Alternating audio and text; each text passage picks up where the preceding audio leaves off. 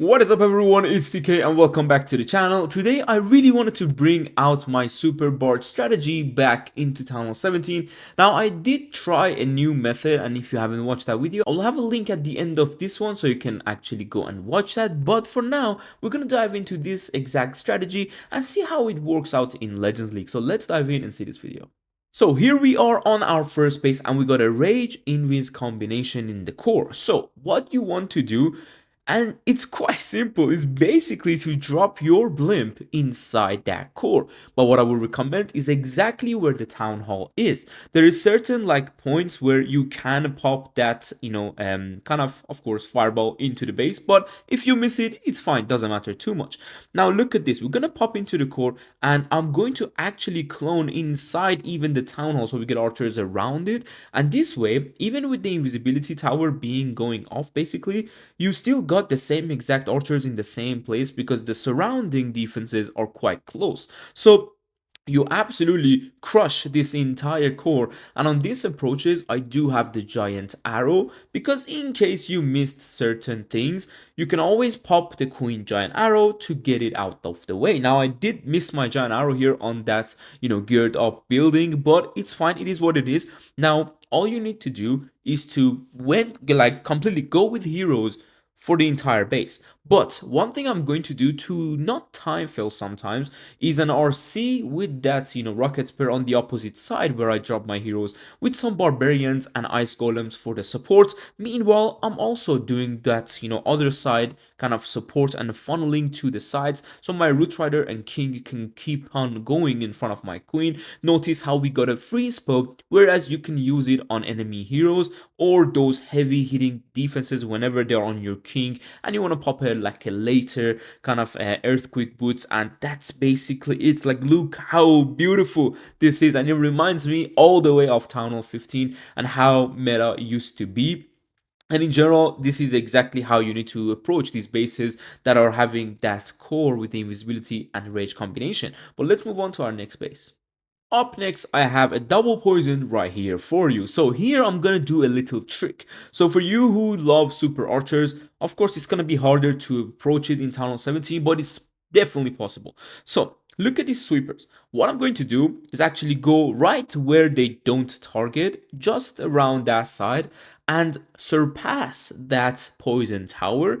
But at the same time, I want to pop the blimp after it, but I will freeze the town hall. So I'm doing all the funnels I can, going with that fireball. Unfortunately, it was on the outside, but it is what it is. Now notice, I'm going to surpass the poison, freeze the town hall, and now we can actually land and notice my invisibility drop. I dropped it in a way so it's ready for our next clone and spell placement into the left hand side of the base. I'm trying my best to pull the ice golems, and also once I'm doing that, I'm not making the buildings around the archers invisible so they don't target the ice golems. They target the closer buildings and take it down. Look at this beautiful value. The single inferno is left up, so what I was trying to do is to try to get it with the giant arrow. It's not the easiest task, but I couldn't find a good angle, so I was like, you know what, I'm just gonna go with straight in front of the inferno. I really wanted to go opposite side because then we would have gotten and went behind both of the spitters.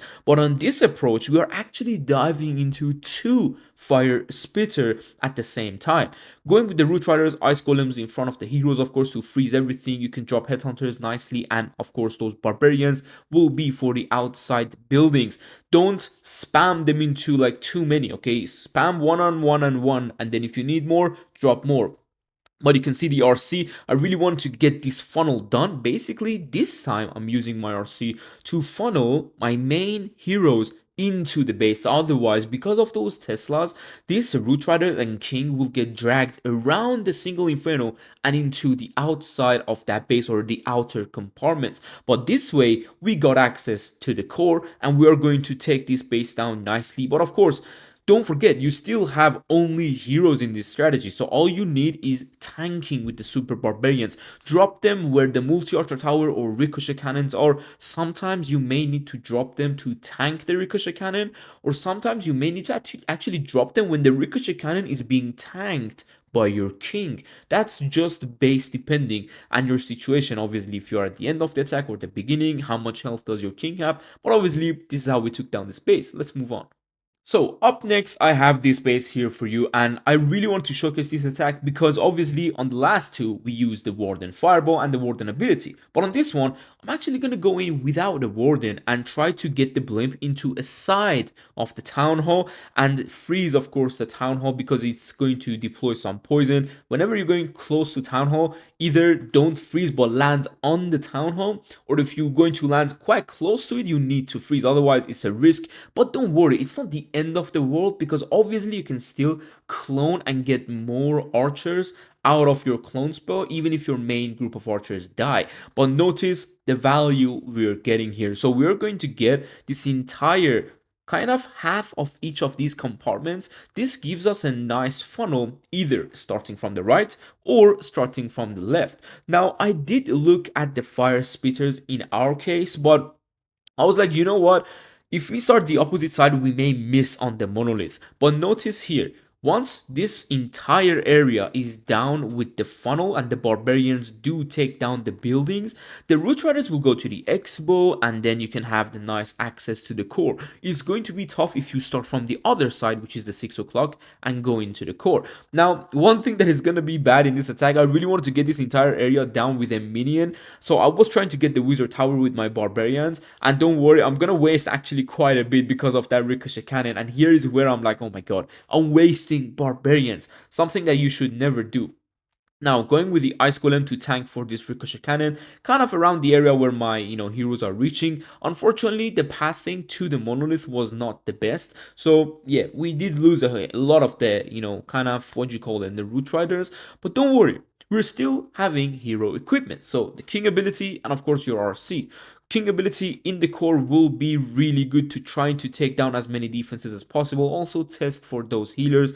RC, I'm dropping it in a way so my queen can actually move on, okay? Guys, you can see the RC sometimes, just like the first attack, you may need her to complete opposite side to speed things up. But on certain approaches, the RC can actually help the heroes be directly into the base and be on one certain path. So that's why on this attack, I'm doing this RC. And notice the Barbarian, just a small little touch at the end, always have one or two so you can tank or clean up if there is a corner Tesla, if there is certain skelly trap that you need to get through. And the good thing about this army is that we have the role champion with the electro boots, which if there is any skeleton in the back end, you can always get through them. But let's move on to our fourth hit. Up next, I have a CWL attack here for you, and this is going to be on a very core Town Hall isolated with double poison.